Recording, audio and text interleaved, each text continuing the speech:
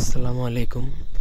এখন আমি আপনাদেরকে যে ভিডিওটা দিচ্ছি এটা হচ্ছে মাল বশীকরণ। এটা একটা নোংরা বশীকরণ, যেটা বশীকরণের খারাপ একটা বিদ্যা, যেটা অবৈধ বা অসৎ উদ্দেশ্য নিয়েই প্রয়োগ করা হয় মূলত।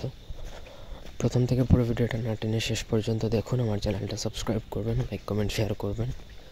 ব্যক্তিগত যে কোনো প্রয়োজন বা যে কোনো কাজের জন্য স্ক্রিনে দেওয়া নাম্বারে সরাসরি ফোনে, হোয়াটসঅ্যাপে বা ইমোতে যোগাযোগ করে যে কোনো কাজ করাতে পারবেন, দেশে বা দেশের বাইরে থেকে।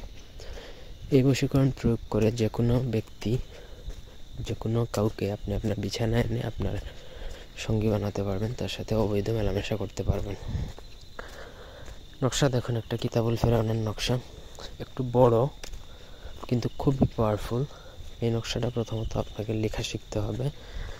এটা হচ্ছে আপনাকে অরিজিনাল কেশর এবং কস্তুরি দুইটা কালি একত্রে মিশিয়ে, সেই কালির সাথে নিজের একটু স্পার্ম বা বীর্য মিশিয়ে কালি তৈরি করে ওই কালি দ্বারা আপনাকে নকশাটা লিখতে হবে ভোজপাতায়।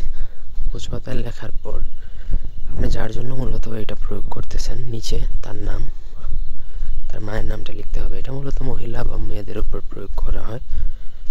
তো আপনি যার জন্যই প্রয়োগ করেন তার নাম লিখবেন, তার মায়ের নাম লিখবেন।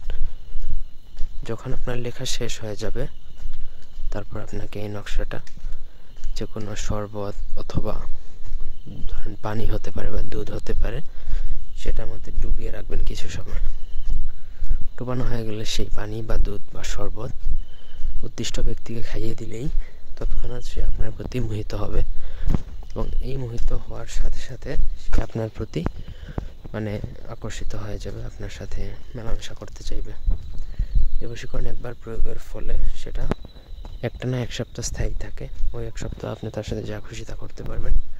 তবে এই না যে এটা আপনি খারাপ উদ্দেশ্যে প্রয়োগ করতে হবে। এটা আমি শিক্ষার স্বার্থে দিচ্ছি, একান্ত প্রয়োজন আমার সাথে যোগাযোগ